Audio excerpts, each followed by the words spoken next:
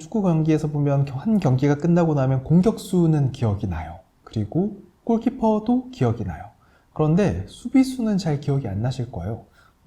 분명히 수비수들도 그 축구 경기 내내 열심히 뛰었지만 사실은 되게 이제 표가 나지 않는 그 부분에 존재하는 건 거죠.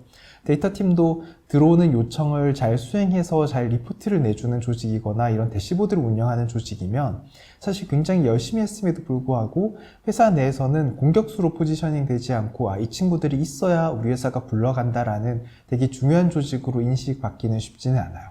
그래서 데이터팀은 무조건 실험을 하고 액션을 하고 그걸 통해서 이제 공격팀으로 거듭나야지 사실은 제대로 된 인정을 받을 수 있고 회사에 더 큰 파급을 끼칠 수가 있습니다. 그런 의미에서 데이터팀은 사실은 실험 도구를 제대로 가지는 게 제일 중요하고 이 패시브와 액티브를 가르는 가장 큰 기준은 이 팀이 실험을 하고 있는가 아닌가입니다. 그러면 이제 결국 패시브 레벨 1은 실험을 수행하는 팀일 거예요. 패시브 레벨 1에서는 아주 쉬운 단계의 실험이라도 어쨌든 하나의 실험을 돌리면서 액티브 레벨로 넘어가게 됩니다.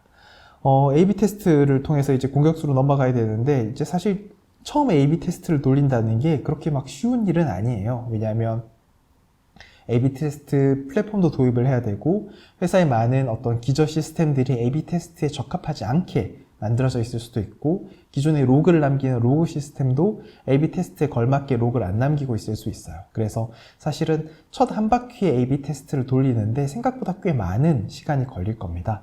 그래도 A/B 테스트 플랫폼을 도입을 해서 한 바퀴를 돌리고 나면 사람들이 우리를 보는 시야가 완전히 달라지는 걸 느낄 거예요. A/B 테스트를 위한 플랫폼으로 추천드릴 만한 건 이제 제일 유명한 거는 이제 구글 옵티마이즈와 옵티마이즐리가 있을 텐데 사실 구글 옵티마이즈를 개인적으로는 좀 추천을 드려요. 왜냐하면 옵티마이즐리 같은 경우는 유료인데다가 이게 적절히 쓰려면 일단 상담부터 하세요. 약간 시가 느낌이어서 얼마를 부를지 몰라요. 대략 이야기 듣기로는 뭐 적절한 규모에서 쓰기만 해도 한 5천만 원 정도를 부른다고 하더라고요. 근데 사실 굉장히 부담되는 규모죠. 그래서 사실 옵티마이즐리가 이런 B2B에서도 좀 사이즈 있는 회사를 포지셔닝 하면서 이제 그거에 대한 반작용으로 원래 구글은 구글 옵티마이즈라는 제품을 별도로 가지고 있진 않았어요. 원래 구글은 구글 어널리틱스 안에 이제 컨텐츠 최적화라는 형식으로 구글 GA 기능의 하부 기능으로 구글 옵티마이즈를 지원하고 있었는데 이제 옵티마이즐리가 이런 대형 고객만 노리다 보니까 구글 옵티마이즈는 이런 중소형도 편하게 쓸 수 있는 형태로 포지셔닝 해 나가면서 좀 더 널리 쓰이게 된 거죠. 그래서 어쨌든 첫 번째 시도를 쓰시기에 구글 옵티마이즈가 되게 좋은 선택이실 수 있고 좀 더 이제 다양한 기능 같은 거를 써보시기에는 이제 외국의 vwo.com이라든지 그 다음에 앱에 대한 테스트라면 뭐 파이어베이스 A/B 테스트라든지 이제 이런 것들을 쓰실 수도 있을 거예요. 자, 어쨌든 이 첫 번째 실험을 잘 돌리는 게 굉장히 중요하고 그래서 첫 번째 실험을 돌릴 때 약간의 팁이 있다면 사실은 잘 나가는 회사의 잘 나가는 팀 같은 경우는 A/B 테스트에 그렇게까지 호의적이지 않아요. 왜냐하면 원래 하던 대로 해도 되게 잘 되고 있었는데 굳이 뭔가 협의도 많이 해야 되고 뭔가 리스크도 있을 것 같은 이런 A/B 테스트를 할 이유가 별로 없는 건 거죠. 그래서 제가 드리는 조언은 회사에 좀 잘 나가는 부서도 있겠지만 좀 안 나가는 부서도 있을 거잖아요.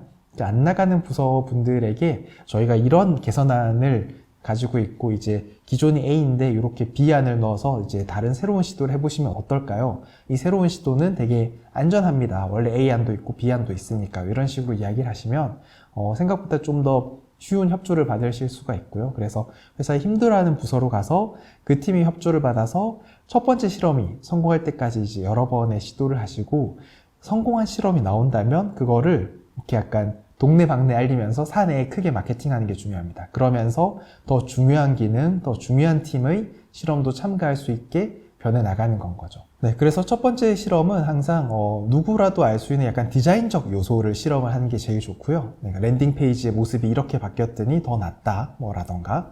네, 그리고 그 결과에 역시 뭐 민스퀘어라든지 이런 어려운 거 말고 뭐 가입률이 몇십 프로 좋아졌다. 결제율이 몇십 프로 좋아졌다라는 누구라도 명확하게 듣자마자 알 수 있는 지표를 목표로 해서 실험을 하는 것들이 좋아요. 왜냐하면 첫 번째 실험의 목표는 우리가 실험을 할 수 있는 환경을 꾸린다와 우리가 실험을 해서 이렇게 결과를 만들 수 있다라는 것을 내부에 다시 마케팅하기 위한 용도이기 때문에 누구라도 쉽게 인지할 수 있는 형태의 실험을 하는 것이 제일 좋습니다.